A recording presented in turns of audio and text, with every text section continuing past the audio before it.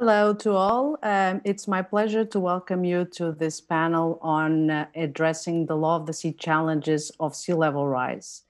We are extremely fortunate to have with us today an excellent group of panelists that I will introduce in a moment. Let me start by thanking the sponsor of this session, Intersentia Publishing, for their generous support. I also would like to thank all the team at ASIL for putting together this new format, and that was able to allow us to keep our panel in the annual meeting. So we have with us to address this question on law of the sea issues related to sea level rise an excellent group of panelists with us. We have first Professor Rüdiger Wolfram from Germany, who's a former judge and president of ITLAWS, arbitrator in several law of the sea related cases, and of course, well-known director of the Max Planck Institute for Comparative Public Law and International Law. And you may know that he's also the 2020 ASIL Manley Hudson Medal recipient. We have with us also Professor Alfred Soens from the Netherlands, who's Emeritus Professor of Public International Law at Utrecht University at the Netherlands. He's been involved as an arbitrator and counsel in cases before international courts and arbitral tribunals, and he's also a member of the ILA Committee on Sea Level Rise and International Law. Also joining us, it's my pleasure to welcome Nilüfer Oral from Turkey, Professor Nilüfer Oral, who's director of the Center of International Law at the National University of Singapore. She's also a professor at the Istanbul Bilgi University Law Faculty and a dear colleague as member of the International Law Commission. And she's also a co-chair of the ILC study group, the International Law Commission study group on sea level rise in relation to international law. We are expecting, hopefully, he hasn't not been able to join us yet for technical reasons, but Dr. Philemon Manoni from the Marshall Islands. He's Deputy Secretary General of the Pacific Islands Forum Secretariat, and he was previously its legal advisor. Hopefully, we'll have Dr. Philemon Manoni joining us during the course of the discussion. If we're not able to, we'll probably try to still get his input later on. So we have envisaged this panel as a rapid response. We'll try to make it as lively as we can over the virtual means that we're using. And so we have a few rounds of questions for our panelists, and I am aware, and I have to stress that the complex issues that we're addressing, it's not fair to do it in such short period of time. But we'll try to manage as best. But we have to take into account that the speakers will have just a limited time available to answer each question, and they cannot give you all the details that they would normally. But I think it's going to be a very interesting panel and very lively, and we really hope that you're able to enjoy it. So we have also had some questions from the audience, from the virtual public that we hope to address. And actually, I'm going to start with the first question directed to Professor Wolfram, which was actually also one of the questions from the audience, which is the question of whether the Law of the Sea Convention provides an adequate legal framework to deal with the possible legal effects of climate change-induced sea level rise. So this was actually the first question in the panel, and also a question from the audience, and I turn to Professor Wolfram to address this question. Thank you very much, Patricia, for your question, and thank everybody from the American Society for organizing and this new event in this new style, and particularly also you, Patricia, for sitting here with us on your holiday. Basically, I'm sitting here also on my holiday, including my staff. To your question, actually, there are two issues which we should clearly distinguish in your question, namely the question of the movement of baselines and the vanishing of islands, loss of the territorial base of island states. I'll deal with the first issue first. I believe I will be objected to by a couple of the members of this panel. I believe the Law of the Sea Convention has been misinterpreted, Article 5 in particular, but also the others. Nothing in these provisions on baselines provide for the assumption that these baselines are not firm and have to be, and the consequential maritime boundaries have to be adjusted. It just says, and we should have read that differently than it was done in the academic world, namely that Article 5 and the other provisions indicate that at the beginning, first time the maritime boundaries are being established, they should use the normal baseline, Article 5, or the others are straight baselines, as the case may be. There's no word in this provision which could have been inserted saying that these baselines have to be adjusted every 5 years or have to be revised or whatsoever. The only provision we have is that the coastal states should establish charts and they should be deposited with the United Nations dwellers, to be more exact. Therefore, since there's nothing being said in Article 5 and the other provisions, in my view, the baselines, if and when established, are established, and that's it. And therefore, there's no need to adjust them. You didn't ask that, but in the moment, the Pacific states seem to confirm this, and they establish their baselines, fix it on the charts, and deposit these charts. The argument against me is that we have movable boundaries, but traditionally boundaries are meant to be permanent. Even in the case of state succession, the boundaries are firm. Sure, maritime boundaries are not identical to land boundaries, but they are meant to be to create clear spheres of jurisdiction, territorial jurisdiction, and therefore should not be treated as being flexible or movable automatically. And therefore, since this is the objective of these lines, we should respect them.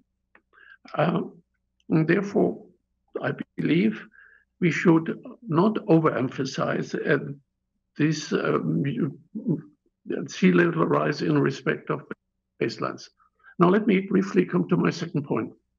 The vanishing of islands, Vanuatu or whosoever. This is an issue which has not been solved in the Law of the Sea Convention and could not be, for this is touching upon a very general international law question. If there's a possibility of a state without a territory. Sure, in the 19th century, the territorial basis of the state was considered the most important element. Today, we speak more about the population as an important element of a state. I'm rather referring to the general course of Avi Saab and others in this respect. But this is also a question, if the population will be moving and there are plans to do so, which nationality are they going to have? We have no clear answer in this respect, and I believe this is a matter which should be solved politically. The best way, in my view, and this would involve a principle of solidarity, that these populations were given a home, be it on islands, be it on firm land, so that they are not affected by sea level rise and can keep their maritime zones.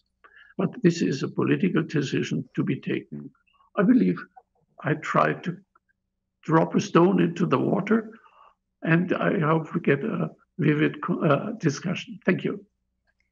Thank you very much. As you say, you dropped the stone. I think you've scratched the surface, and we'll try to go a bit deeper. But as I said, I think we'll all have the impression that we need more time to continue discussing that, and we'll certainly have other opportunities. But let me now turn to Professor Soens to continue looking at the law of the Sea Convention. And looking at, with this background, what could be the possible solutions to address eventual shortcomings in the convention, to address this new impact of sea level rise with regard to baselines, maritime zones, and boundaries. And in particular, since he was a member, and we had the pleasure to share that also in the ILA committee, since he was a member and he was involved in the report on the law of the sea aspects from the ILA committee. What were the key findings of the ILA committee on sea level rise and international law in this respect? Professor Soens, you have the floor. Thank you, Patricia. And thanks also to the American Society for inviting me to participate in this panel. Well, whether or not there are shortcomings in the law of the sea convention depends, of course, on one's view of the adequacy or the desirability of the current law. And as we have just heard from Professor Wolfroom, especially his first item on Article 5 of the Law of the Sea Convention on the definition of the baseline, there may even be questions about what exactly current law is, because the views that he has just expressed, I think, are not the views that are sort of the mainstream in the academic debate so far. I think he pointed that out as well. So it's extremely interesting to hear that the current law, meaning Article 5, the Law of the Sea Convention, and in fact, I think that reflects general customary international law, the current law, in fact, is not referring to an ambulatory baseline. I'm not so sure. I'm not convinced by what Professor Wolfroom just said. I think there is ample state practice that indeed indicates that the expectation is that the natural baseline is governing the rule of the legal baseline, and that as the natural baseline is shifting, that in principle, then also the consequences of the baseline, the outer limits of maritime zones, excuse me, would also be shifting.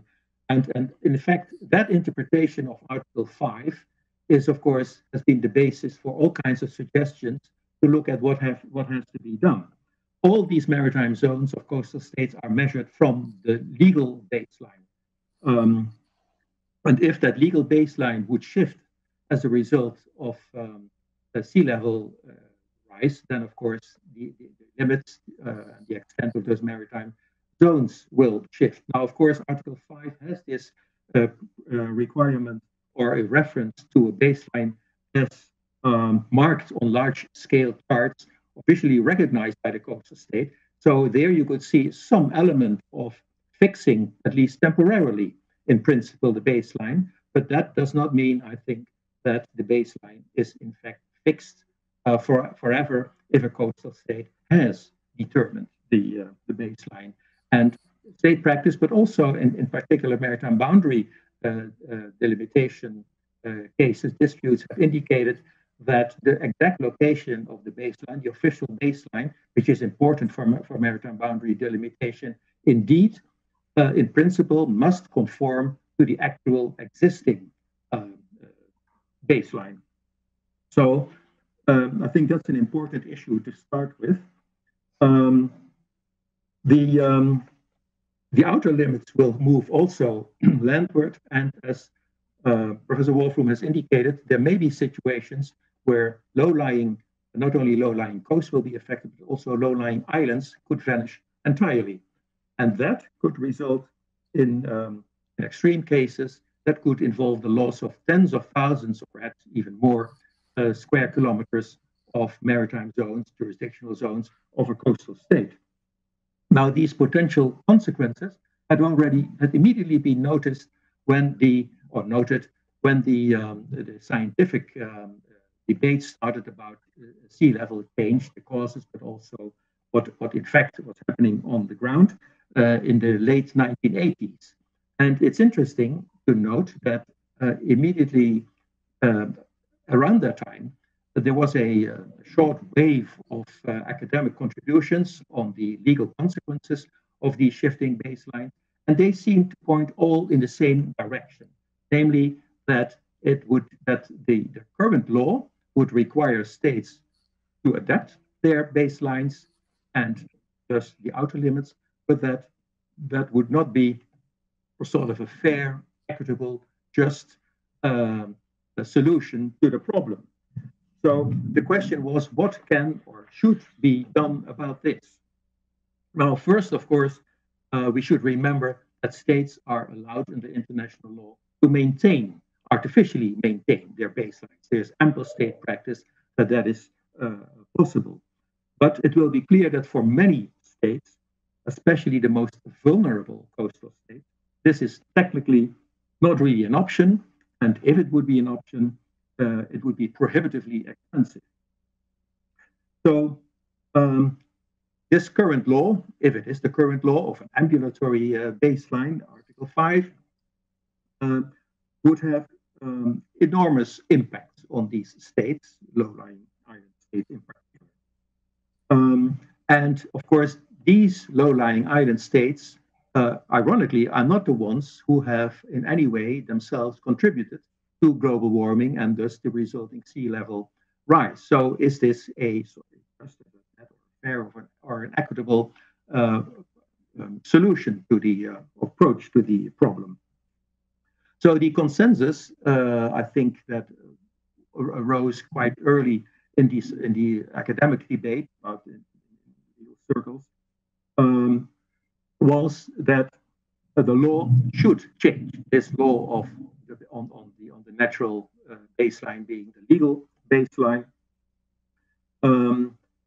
So the idea was that coastal states should be allowed to maintain their baselines as they were at a certain moment in time, and as a result, of course, then they would retain also the outer limits of their maritime zones.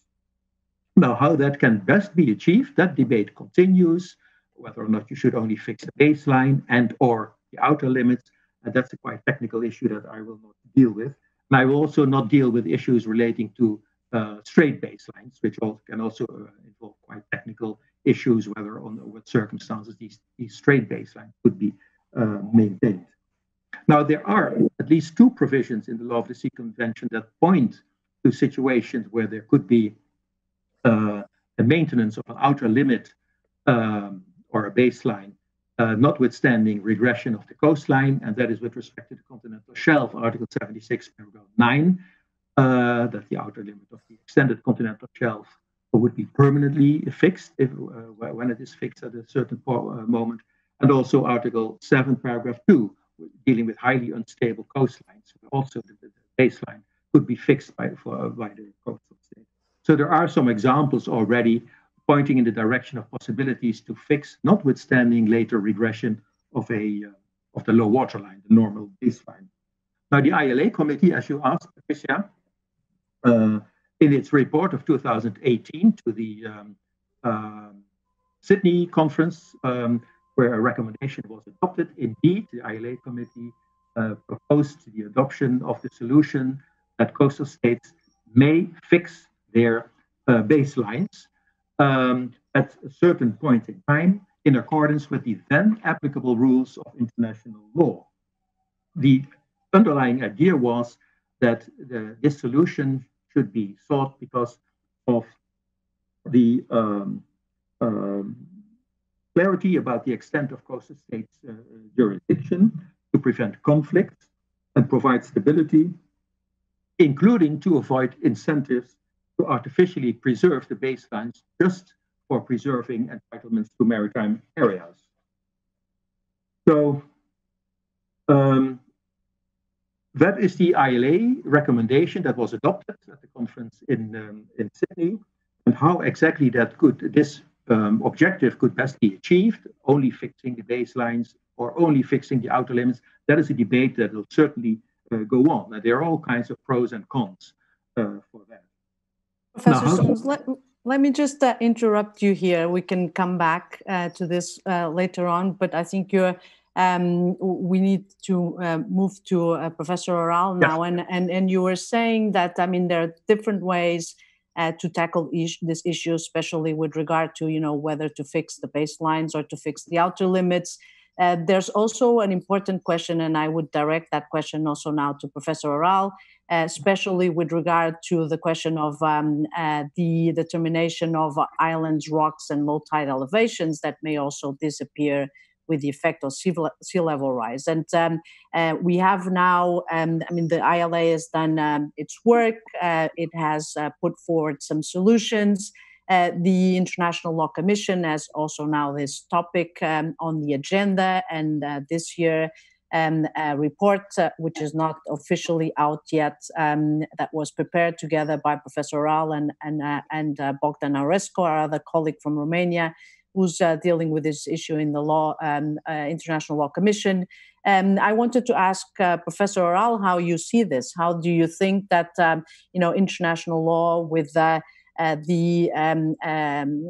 nuances that were already identified by the previous speakers could deal with the question of sea level rise, in particular with respect to the effects on islands, rocks, and low tide elevations, and how do you think the International Law Commission can also help to clarify this issue? Nilofer, you have the floor.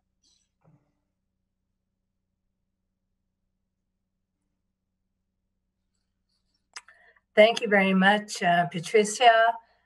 Dear colleagues, it's really an honor for me to be on this panel with such eminent colleagues. And I thank the American Society of International Law for inviting me. And of course, we are in this virtual world. It's a new experience. So apologies in advance, should I have some technical problems. It's been an interesting discussion so far. And I'm going to start off first with the first question about the role of international law. And I may take actually maybe a slightly different perspective. And this is my own personal view. I'm not expressing the view of the Commission, and certainly not of my co-chair, Bogdan Aurescu, who very kindly agreed that I be here, as we were both not able to attend at this session. So we think about, I think of law also as being a measure of adaptation. When we talk about climate change and sea level rise, there's also the concept of adaptation. But usually we think about it in terms of taking measures against physical fortification, for example, against coastal erosion.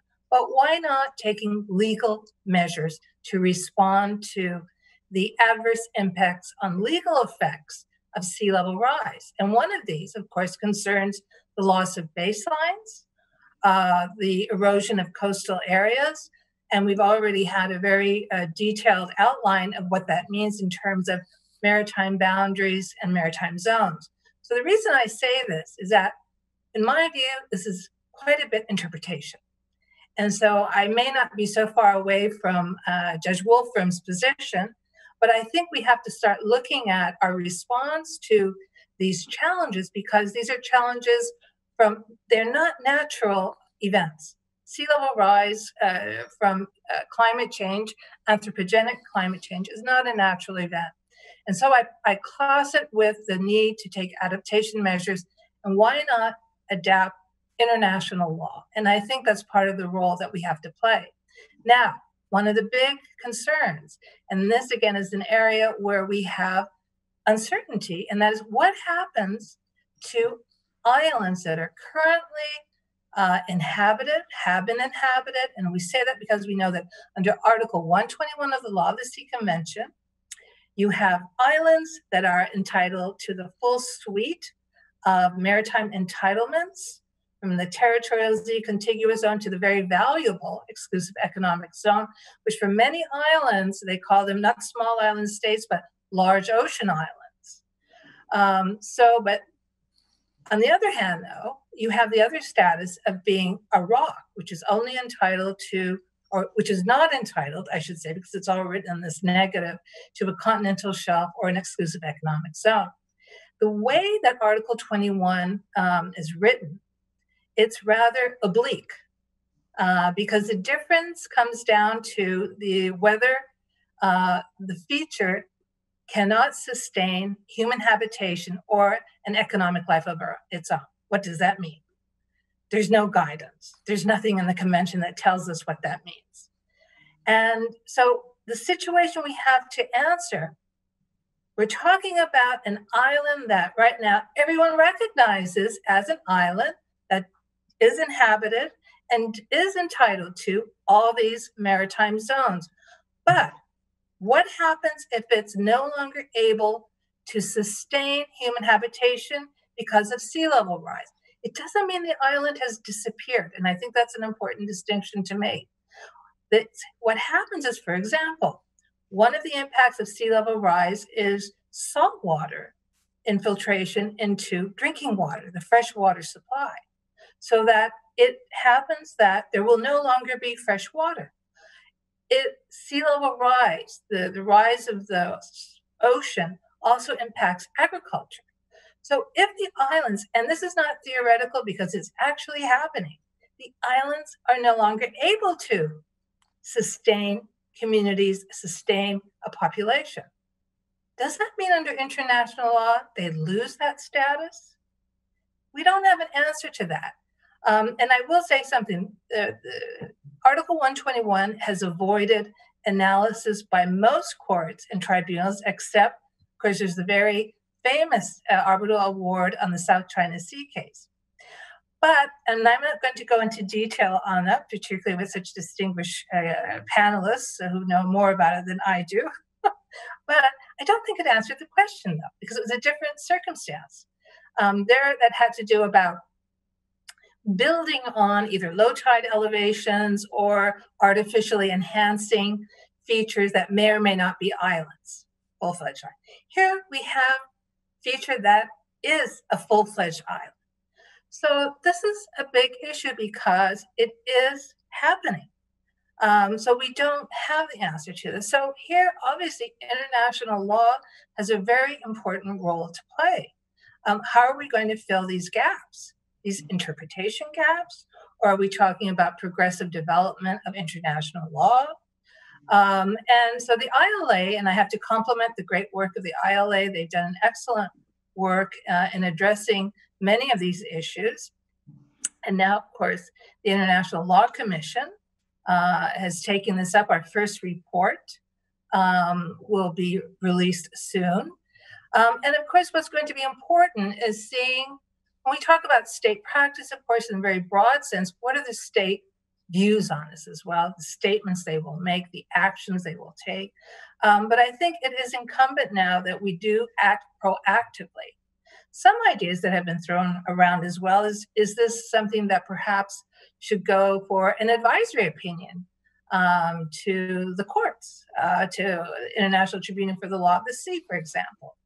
But I think the good news is that through the ILA, the ILC, and also other state actions, I know you will be talking about the specific island states, there is a proactive position being taken, at least in terms of baselines. But I think we have to confront the issue, and that has not been addressed as clearly as what happens to existing islands. Do they lose their status, or do we maintain the status? And so on that, I know we have limited time. I will stop my intervention.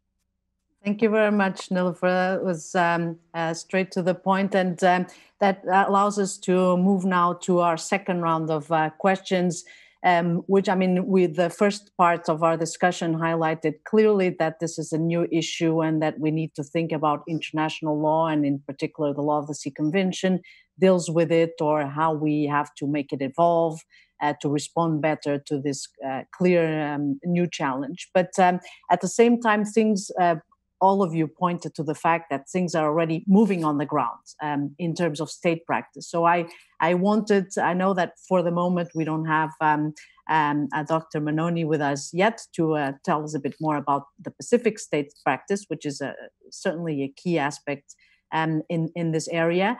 But perhaps I can start with Professor Wolfram, in his view, more in an abstract manner, asking him how he thinks that state practice and jurisprudence can be expected to develop with regard to the impacts of sea level rise on maritime zones and boundary delimitations.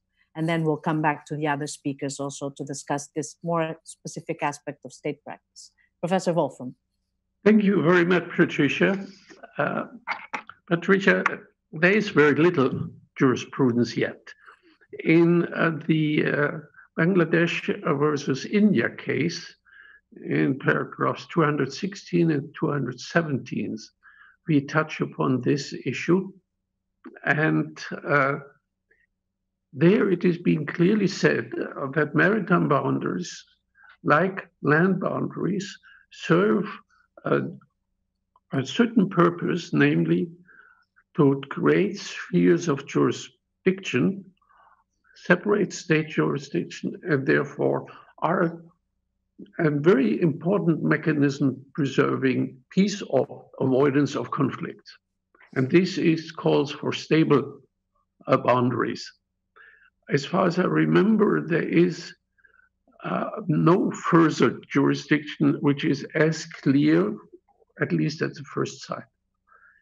In the South China Sea arbitration, there are some indirect references, but I'll come to the South China Sea arbitration in a moment. You have the advantage of two panelists on your panel, and Fred can say Rüdiger is right or wrong. But be it as it may, there we deal with the dismantling of the coral reefs, and that we say that this is, that's evident, against the rules concerning the protection of the environment. But we also say that these new technicalities, or techniques rather, would not change the status of that island or rock, or change the rock into an island. And here again, you have that element that we start from a certain point and rely on nature in this respect. This leads me to the interesting three remarks which have been done by Niloufar, namely, and I put it in very abstract terms. Niloufar said, is it correct that nature, or could it be correct, that nature directly changes international law? If you raise that question like that, the answer is clearly no. International law is man-made or human-made rather than, and therefore, sea level rise cannot change anything. It can only perhaps intrigue new legal rules, but that's quite a difference. I wanted to emphasize that. Niloufar also referred to human habitation and raised the relevant question, the very relevant question. If an island now becomes, cannot be inhabited anymore due to sea level rise, does this island become a rock? No. This island remains an island for the reason I have indicated earlier. And please look into the South China Sea. We decided or looked into the matter, what was the history of the Spratly Islands, or the bigger ones at least.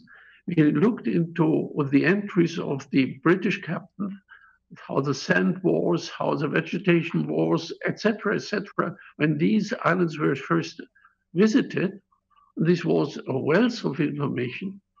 And this was perhaps not that intensively reflected in the award, but gave an indication that historically speaking, these islands could not sustain and have never been sustained human habitation. But if it had once, remember the last sentence in this chapter, then the situation would have been different. Final point of my side, you asked what could the legal community do? And I believe Niloufar is absolutely right. She has only said one sentence in this respect. An advisory opinion would be a very good idea. why don't you follow the advice of the West African Fisheries Commission? I know this is thin ice in the moment, but I was always very much in favor, based upon Article 138 of the rules of ITLOS, have the Pacific Forum, that forum would qualify as asking an advisory opinion from ITLOS. The legal question is evident, and there's no dispute involved at the moment. The legal question is, what are the consequences, or which consequences are to be taken due to sea level rise in respect of baselines, outer limits, and the continuing existence of these states? 3 questions. I will not venture to formulate them, for I would rather sit as on the other side of the bench. But considering, take the example of the West African Regional Fisheries Commission, you could copy that approach simply, and the Pacific Island Forum is a very good institution to do exactly this advisory opinion. Thank you, Nilufer, for your suggestion. Thank you so much, Professor Wolfram. I mean, we see now that although that case law so far is not very rich, it could become richer, especially if we go down the path of an advisory opinion. But I wanted now to turn to Professor Soens on the question more focused on the state practice, because there has been some developments. This has been highlighted, especially in the Pacific area. And since we don't have at the moment yet our dear colleague from the Pacific Islands Secretariat, could you please explain a little bit how the practice of the Pacific states is developing, whether there's practice in other regions, and in particular if there is a general consensus on how which should be the direction of the international law in facing these issues. Are there critical views? Is there a consensus? And then we would turn for a final question. We're in the final countdown, but I would like to turn then for a final question to Nilufer. So, Professor Soens, you have the floor. Thank you. Yes, well, first, the practice in the Pacific. It's interesting that after the initial academic discussions about the consequences and what to do about it, there was a long period of more or less silence, and in fact, no government participated in the discussion, except in the early years of this century. The most affected states in the Pacific, about 5 or 6 island states, they are low-lying island states, started to look in detail at the consequences and took a regional position in the South Pacific Forum, or the Pacific Island Forum, I think it's called. In 2010 already, a regional approach was adopted to, in order to prevent these consequences of what they saw as the implications of the current law, Article 5. They decided to fix their baselines in detail, and then to publish them in a way that they would in fact be permanently fixed, and also made that known. And that has happened. Several states, at least 3, have in a very detailed way defined their baselines and adopted legislation in which they in fact take the position that these are their baselines for once and for all. So there is a limited state practice in the Pacific. Now the question is, what will be the, in order to see what the consequences of the regional state practice will be, could it lead to a regional custom, or will other states follow? So far, I don't know of any other states that are following. And the main question is, what are the reactions of other states? Because if no other states would object, no third state would object, then you could see, not probably, in my view at least, a regional custom, but a sort of a generally accepted interpretation of Article 5 and all the provisions of the Convention. So perhaps you could stay in that way, subsequent state practice, interpretation of the Convention. Within the Convention, others would say it is in fact a modification of the convention. And at the same time, this new interpretation would be a new rule of customary international law, also binding on non-parties to the convention. So that is the practice in the Pacific, but also, so far as I know, the absence of state practice elsewhere. You also asked about critical views. If I may very briefly say that there are indeed recently some expressions of views questioning or doubting the approach of fixing these baselines, or perhaps I should say maintaining the entitlements of states with respect to these maritime areas as a result of sea level rise. And one of the arguments that is advanced there is that this idea is completely in violation of the maxim of the land dominates the sea, in particular if it would result in vanishing islands that still would generate a maritime zone. So there's no land territory left, but there's still a maritime zone. Well, personally, I'm not convinced by this argument about the principle of the maxim of the land dominates the sea, because in fact, that maxim is not more than a summary of the current law, which says that maritime zones are generated from land. But the law can change. Law is always developing in response to societal developments. So if the law changes, if the interpretation of Article 5 or modification of Article 5 is indeed affected, then I don't think that there's any problem with the issue of the application of the principle, the land dominates the sea. Well, thank you very much. I think what I wanted now to ask Professor Oral is, especially having in mind that this issue was already addressed by the ILA, but having in mind the differences between the International Law Association that works in a more closed setting, but now turning to the work that the ILC will be doing, and the fact that the International Law Commission works very closely with member states, presenting its reports annually, also asking for comments directly from states. How do you think that the International Law Commission can take into account the views of states, and in particular, how can that help to propose the most adequate legal solutions to address these impacts of the law of the sea in the law of in the sea level rise in the law of the sea questions? Nilofer.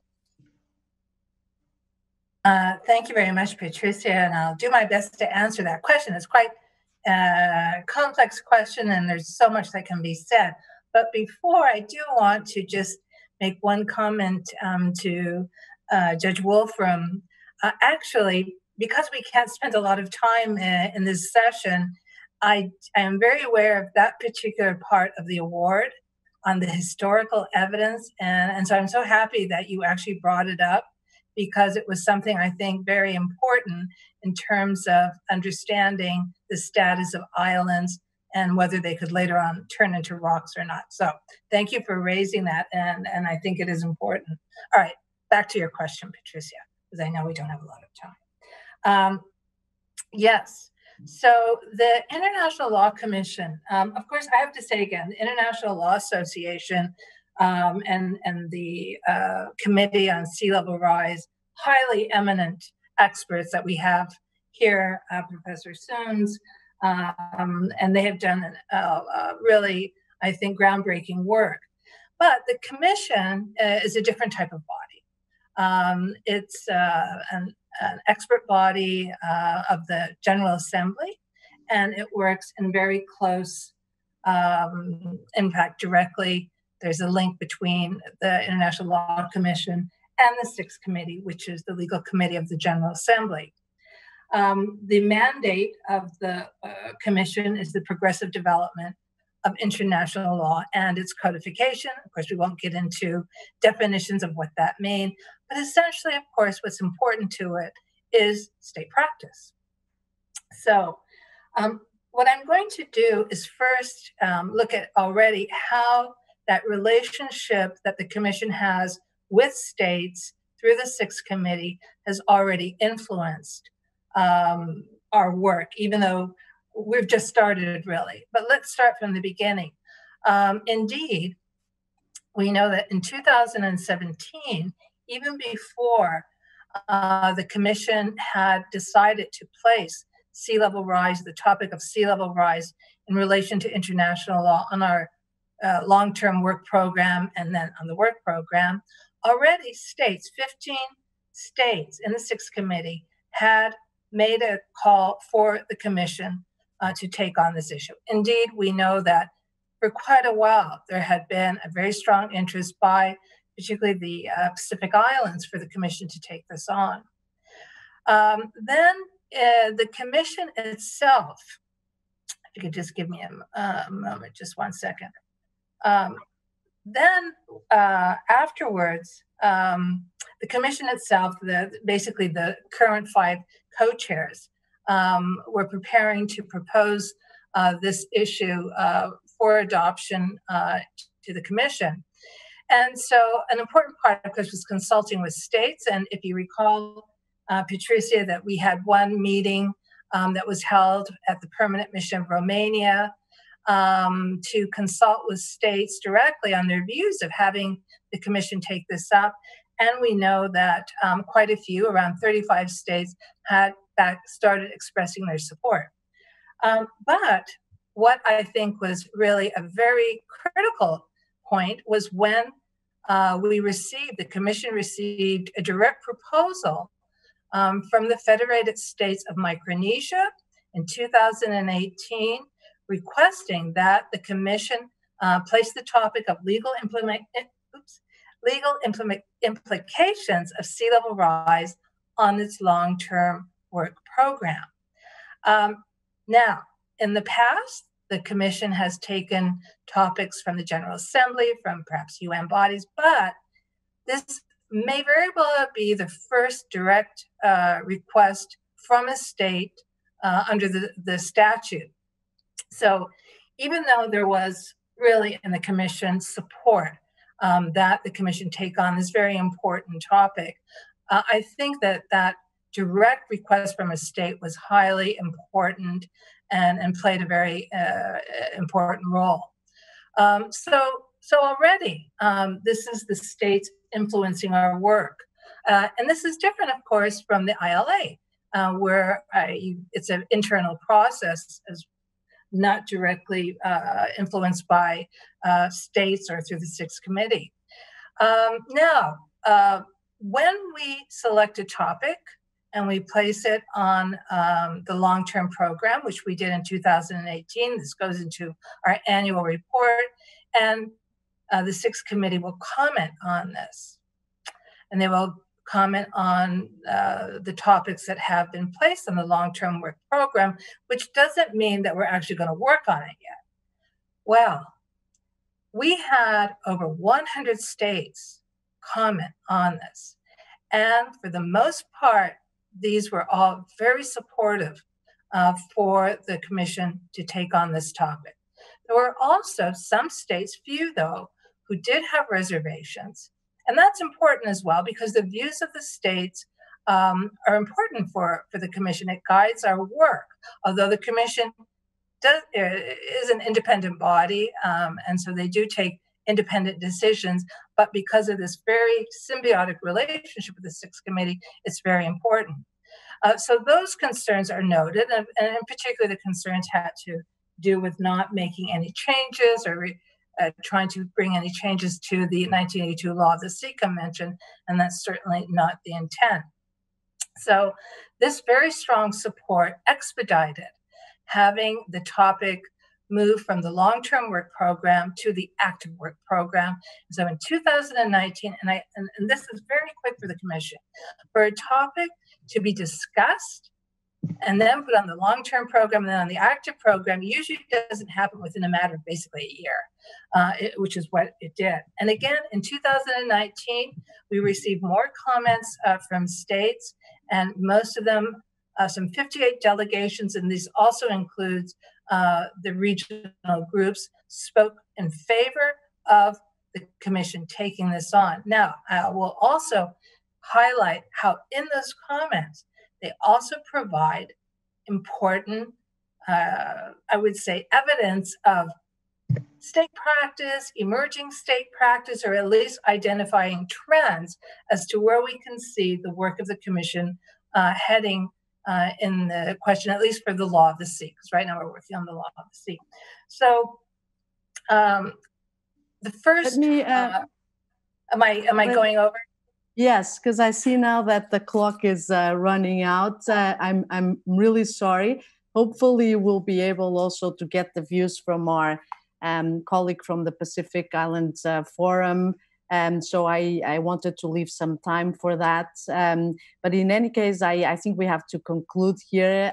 As I had the impression that it was going to be a very tight schedule, and we were only able to scratch the surface, but I'm sure we've left our audience with the appetite for more discussions on the law of the sea, issues related to sea level rise. Also, we in the International Law Commission, as well as in the ILA, are also looking at this issue on the impact also on statehood and on the protection of persons affected by sea level rise.